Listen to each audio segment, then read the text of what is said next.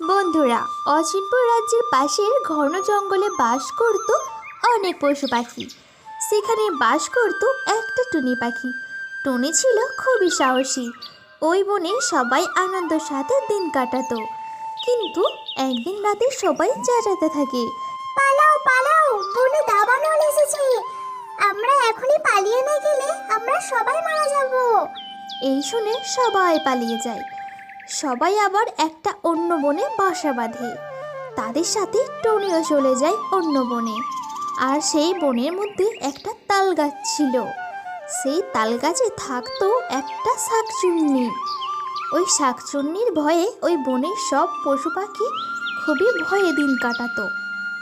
সন্ধ্যা হলেই শাকচুন্নি বনে বনে ঘুরে বেড়াতো তার শিকারের জন্য। টুনির কাছে একদিন কাকুলি নামে এক কাক আসে। তোমাকে দেখে তো মনে হচ্ছে এই বনে নতুন। হ্যাঁ, আমাদের বনে দাবানল এসেছে, তাই আমরা সবাই পালিয়ে এসেছি। কিন্তু তোমাদের বন এত নিস্তব্ধ কেন? সন্ধ্যার পর তো আর কেউ বেরোয় না, কোনো পাখির ডাকও শুনতে পায় না। হ্যাঁ, তুমি ঠিকই বলেছ। দক্ষিণের পুকুর পাড়ে একটা তাল গাছ, ওই গাছে একটা শাকচুন্নি আছে। সন্ধ্যা হবার পর যাকে পায় তাকেই সে তার শিকার বানায়। এমন ভাবে কত পাখি প্রাণ বেঁচে নিয়েছে। কি বলছো, শাকচুন্নি? তাহলে তো কেউ কোনোদিনও নিজের ইচ্ছে মতো সন্ধ্যায় বেরোতে পারে না। কিন্তু ওই শাকচুন্নিকে মারার কি কোনো উপায় নেই? আছে, কিন্তু সে খুবই সাহসী ব্যাপার। কেউ তার নিজের জীবন বিনিময়ে শাকচুন্নির কাছে যেতে চায় না। বলো কি উপায়?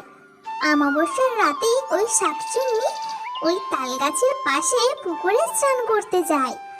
আর শাকচুন্নির জীবন ওই তাল গাছে রাখা আছে। যখন ওই শাকচুন্নি স্নান করতে যাবে, কেউ যদি ওই তাল গাছ কাটতে পারে, তাহলে ওই শাকচুন্নি মারা যাবে। এসব কথা শুনে টুনি তাল গাছ কাটার কথা ভাবে। কি বলছো টুনি? তুমি এটা করতে পারবে? হ্যাঁ, ভয় নেই, কতদিন বাঁচা যায়। সামনেই তো অমাবস্যা, তখনই ওই গাছ আমি কেটে ফেলবো। কটা দিন কেটে যাবার পর অমাবস্যা আসে। শাকচুন্নি রাতে স্নান করতে নামে, আর টুনি এক নিঃশ্বাসে ওই তাল গাছ কেটে ফেলে। আর শাকচুন্নি ওই জলের তলায় তলিয়ে যায়। এরপর থেকে ওই বনের সব পশু পাখিরা আবার আনন্দের সাথে দিন কাটাতে থাকে।